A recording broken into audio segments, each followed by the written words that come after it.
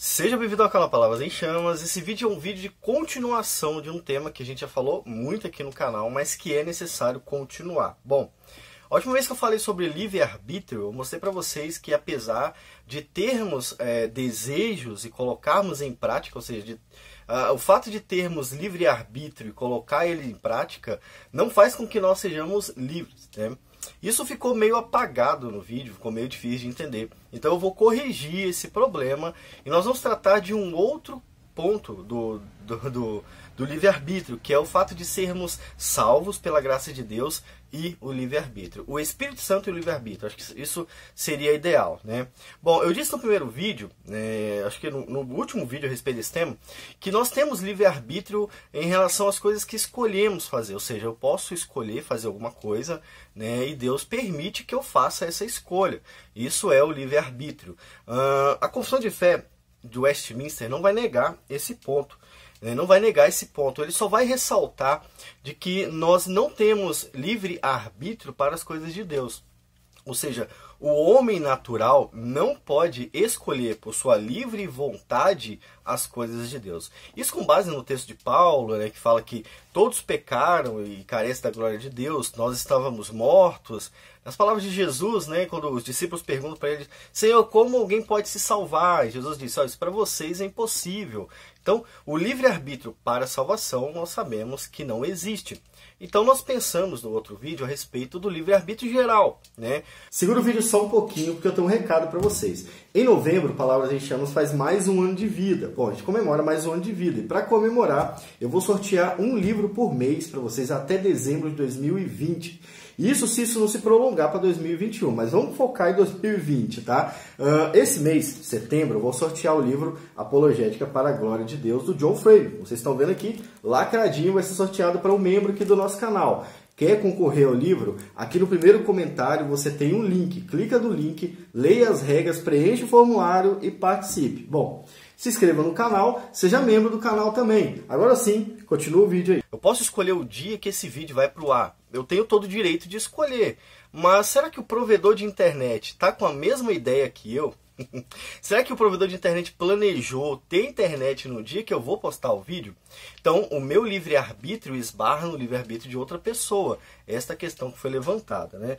Então, por isso que nós temos liberdade para escolher, mas isso não significa quase nada, porque todo mundo tem liberdade para escolher. Logo, o livre-arbítrio praticamente não existe. Se a sua liberdade depende da liberdade de outras pessoas, e depende, obviamente, né, você tem que levar em conta as opções que elas vão ter, né, as decisões que elas vão tomar, e não apenas a sua. Ou seja, mesmo que você tivesse total liberdade, vivendo em um planeta de sociedade, você não pode exercer 100% do seu livre-arbítrio, porque você estaria ferindo outras pessoas.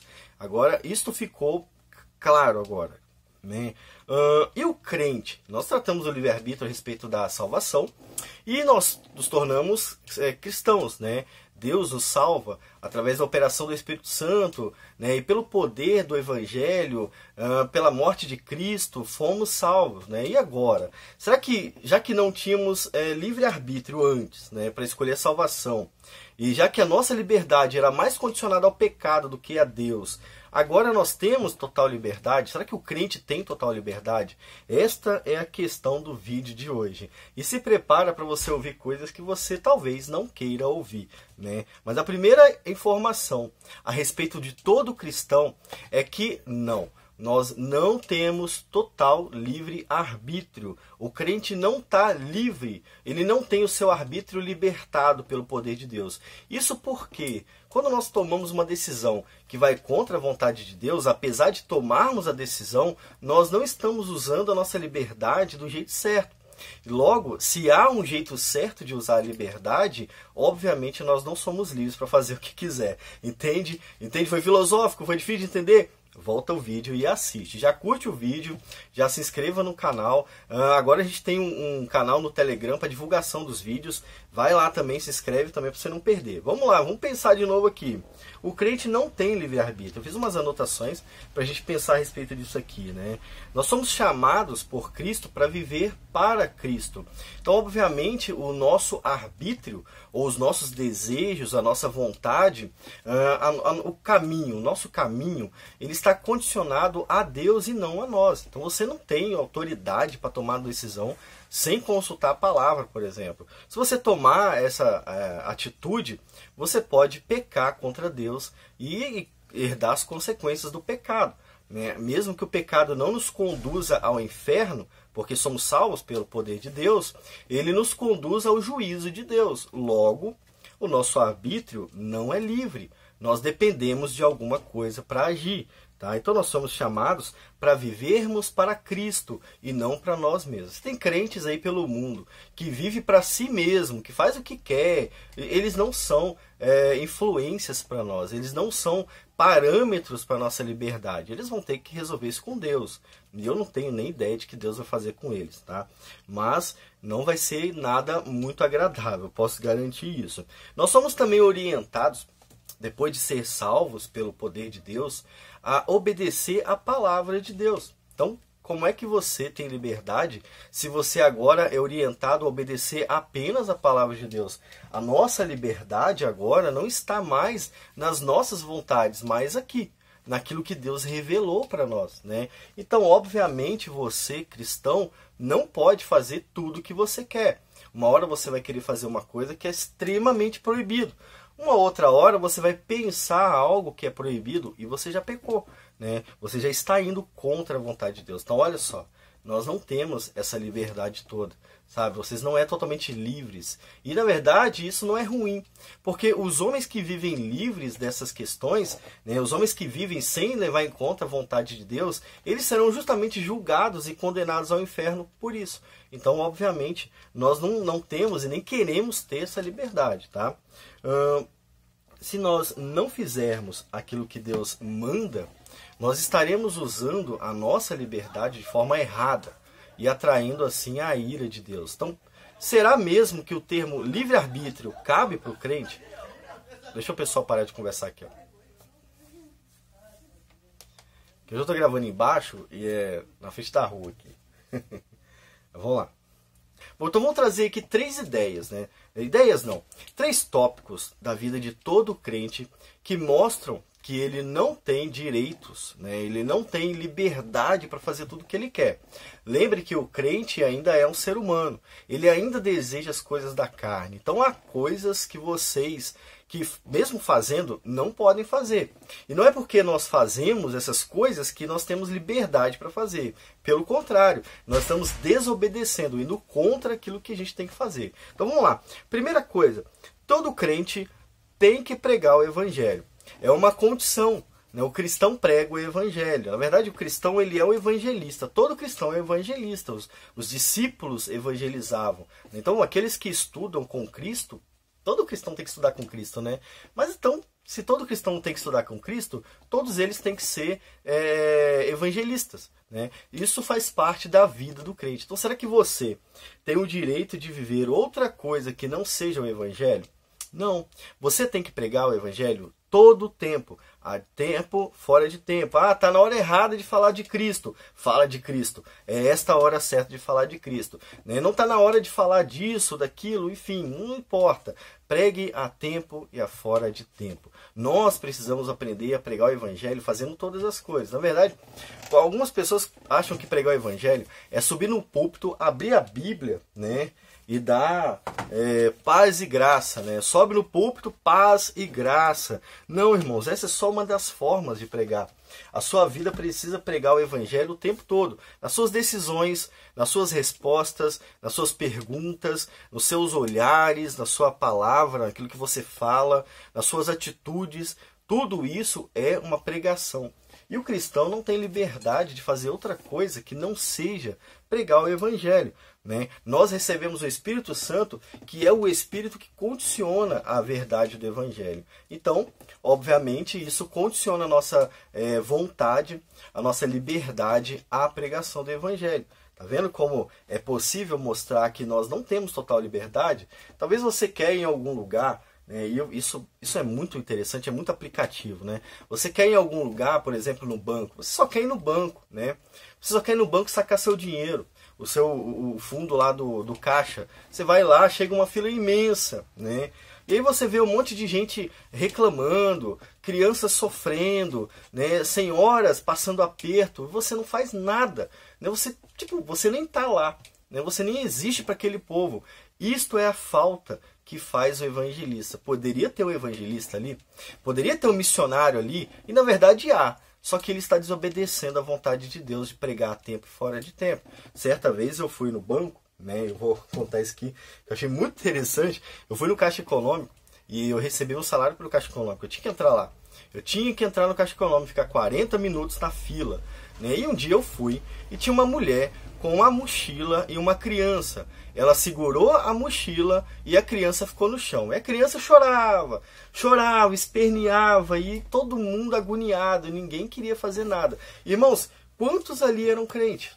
Quantos cristãos tinham ali?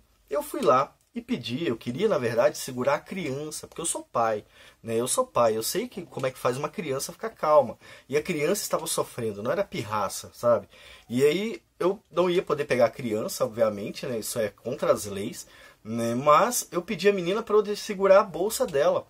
Falou, me dá sua bolsa e segura a criança, aperta ela no peito para ela sentir que ela tá aí. E passou, entende? Essas atitudes, irmãos, já fazem parte da vida do cristão. Essas atitudes pequenas já pregam o evangelho. Logo, você não tem o direito de chegar em um lugar que está acontecendo um problema e não fazer nada. Você precisa ser o evangelho. As pessoas precisam ver que ali há alguém diferente, que alguém que se preocupa com o próximo, tá? Isso também é pregar o evangelho. Essa questão é a mais difícil, né? E nós não temos o direito de não fazer isso, irmãos. Nós temos o dever de fazer isso, tá? Se você está na fila do banco, prega o evangelho, né? Alguém xingou, não sei o que, fala de Jesus para ele, né? Ou ajude as pessoas em qualquer lugar, seja um cristão. Então, isso mostra que nós não temos liberdade. Você não pode chegar no banco onde a criança está chorando e dar uma bicuda na criança. Não, você não pode fazer isso. Se você fizer isso, Deus ainda vai te castigar, talvez na hora ou talvez depois, mas Ele vai te achar. Deus vai te achar. Agora, você não deu uma bicuda na criança, mas você pensou. Você está pecando.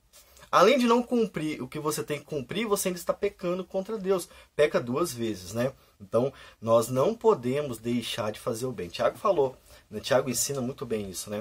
Quem tem a oportunidade de fazer o bem e não faz, peca contra Deus. Tá, irmãos? Então, precisamos ficar atentos a isso, tá? A segunda questão que todo crente tem que fazer, que você não tem o direito de não fazer, o que priva a sua liberdade, o seu livre-arbítrio, é que todo crente precisa amar a verdade. Todo crente tem que amar a verdade. Jesus é a verdade. Falou, eu sou o caminho, a verdade e a vida. O Espírito que você recebe no ato da sua conversão é o Espírito da verdade. Satanás é o pai da mentira. Nenhum cristão tem o direito de mentir. Toda vez que você mente, você peca. Você não está exercendo algo que você pode fazer. Não, você está fazendo algo que você não pode fazer. Então, logo, você não tem direito de fazer aquilo ali. O cristão, ele é condicionado unicamente à verdade. Vocês têm que amar a verdade. E esse é um dos motivos pelo qual muitos cristãos não são perseguidos, eles escondem a verdade. Eles têm medo de falar da verdade. Só que eles não estão percebendo a gravidade disso. Porque enquanto vocês escolhem a mentira ou abafam a verdade, Deus está observando. O pai da verdade está sendo rejeitado. O pai da verdade está sendo ignorado, né? E ele vai fazer alguma coisa, irmãos. O nosso Deus é o Deus vivo. Então não usem a liberdade de vocês para a mentira. Esses dias eu entrei num grupo, né? E o grupo, só irmãos que não concordam comigo, tinha alguns irmãos que concordavam. né? E eu fui assim, quase que massacrado por alguns irmãos, né? Eu gostei da experiência.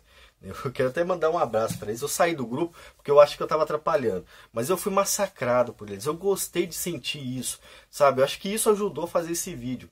E muito do que falaram sobre mim é mentira, né? São cristãos que amam a verdade, mas acreditam em mentiras e propagam mentira. Então, eu até mandar um abraço pro irmão Raul, do grupo, do canal Nascidos, né? Porque disseram que eu estava querendo roubar o canal do irmão. Eu nunca ia roubar o canal do Bolota. Nunca ia roubar. Eu tenho meu próprio canal, eu tenho 2 canais, 3 canais eu tenho. E não dá tempo de fazer nada com eles. E como é que eu ia roubar um canal? Isso era uma mentira, mas alguém estava acreditando. Não era uma pessoa só não. Ele ouviu de algumas outras pessoas. E como pode?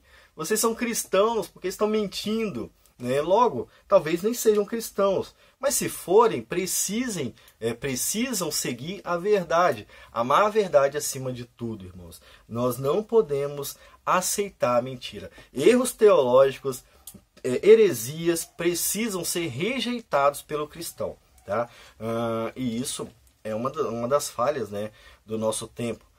Há um movimento se levantando, né, o chamado liberalismo teológico, que ele se aproveita da mentira, né? Como tem pouca gente prestando atenção à verdade, eles vão fazer um monte de discípulos, né? O liberalismo teológico cresce com a mentira, e eles aprisionam várias igrejas com a mentira, e não vai dar para fazer muito daqui a uns tempos, né? Precisa ficar atentos a isso. Além disso, além de não ter o direito de mentir, de desejar algo que não seja verdade, ou de apoiar a mentira, seja erro teológico ou a mentira moral, qualquer uma, nenhum crente tem o direito de não viver em santificação. Todos nós somos chamados a ser santos, como Deus é santo, né? O texto lá do Antigo Testamento é válido para o Novo. Sede santos, pois eu sou santo. Por qual motivo vocês têm que ser santos, irmãos?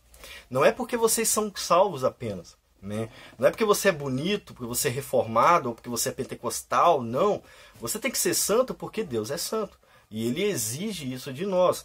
Logo, nenhum cristão tem o direito de buscar outro padrão que não seja da santificação. É claro, nós falhamos muito nisso, né? E acredito, nós vamos falhar até a vinda de Jesus. Mas isso não é motivo para parar de tentar. Precisamos continuar tentando. A vida de santidade é o único padrão moral que o crente pode escolher. Logo, você não tem direito de fazer algo que vai contra a vontade de Deus. Você não peca, por exemplo, né? Estamos na internet, né? Agarrou aqui. Você não peca apenas por desejar a mulher do seu próximo. Você peca por olhar fotos pornográficas ou fotos sensuais. Isso já é pecado. Você não peca quando pega o dinheiro de alguém. Você peca quando deseja algo de alguém. Já é pecado. Esse já é o padrão moral do mundo. Nós devemos rejeitar. Então vocês não têm liberdade, nós não temos liberdade de nada que não seja, para nada que não seja a vontade de Deus. Logo, o nosso livre-arbítrio, que ainda é condicionado, né, pela nossa carne muitas vezes, ele precisa ser domado dentro da vontade de Deus. Não temos livre-arbítrio, por exemplo, para adorar outra coisa que não seja Deus. Aí entram, né, muita gente fala os católicos, mas entram também os protestantes.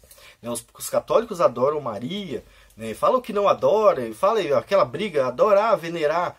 Tá dando mesmo no final das contas, né? Colocam ela antes de Deus. Os cristãos fazem a mesma coisa. Com a sua linha teológica, soteriológica, com a sua linha, sei lá, do seu time de futebol. Nós erramos muito em relação a isso. Apenas Deus tem que ser adorado. Nós não temos liberdade para gostar de nada mais do que Jesus. Jesus diz ainda uma frase polêmica, né? Polêmica demais. E fala que aquele que ama mais os seus pais do que a ele, não é digno dele. Olha que complicação.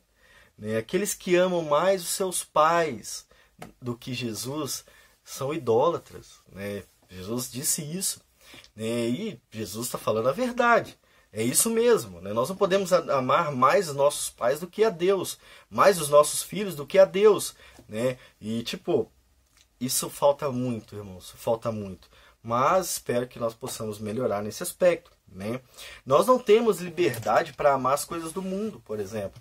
Você não tem liberdade para desejar um crescimento fora do normal, simplesmente para atender às suas vontades. Olha que coisa, né? Isso é idolatria. Você não pode desejar ter uma biblioteca grande, imensa, apenas para as pessoas te olharem. Não, isso é idolatria, né? O seu ego é egolatria. Você tem que ter a sua biblioteca, como a gente tem, para estudo, né? Para o crescimento, para que outras pessoas sejam abençoadas através disso. O servo, né? Nós somos servos, simplesmente servos, né? Então nós não podemos amar as coisas deste mundo mais do que a Deus. Logo, a nossa vontade é limitada à adoração a Deus também. O Espírito Santo em nós só mostra um caminho, tá? O caminho à obediência a Deus. E aí entra aquelas pessoas que nem sabem o que é a lei de Deus, nem conhecem a vontade de Deus, não sabem do Antigo Testamento, não sabem do Novo Testamento. Elas são cristãs, mas elas não conhecem nada, né? A Bíblia é usada nas igrejas dessas pessoas para falar de bênçãos, de prosperidade, de vitórias, né? Agora é só vitória, agora é só vitória, agora é só vitória, né? E elas não sabem para que serve a Bíblia, na verdade. A Bíblia é a nossa lanterna. Ela nos mostra como tomar as decisões do jeito certo. Isso que ela faz. E nós não temos o direito de tomar decisões diferentes do que a Bíblia manda. Vou pegar aqui outro ponto polêmico. Você tem um irmão, um amigo que te odeia, você não tem o direito de odiar ele. A Bíblia ensina isso. Você não pode odiar alguém. Se você odeia alguém, você tem que, antes de ir para a igreja, pedir perdão para essa pessoa. Pedir perdão por você odiar ela, porque você é um cristão, você não pode odiar alguém. E será que isso acontece? Né? Eu espero que aconteça. Espero que seja comum na vida de vocês.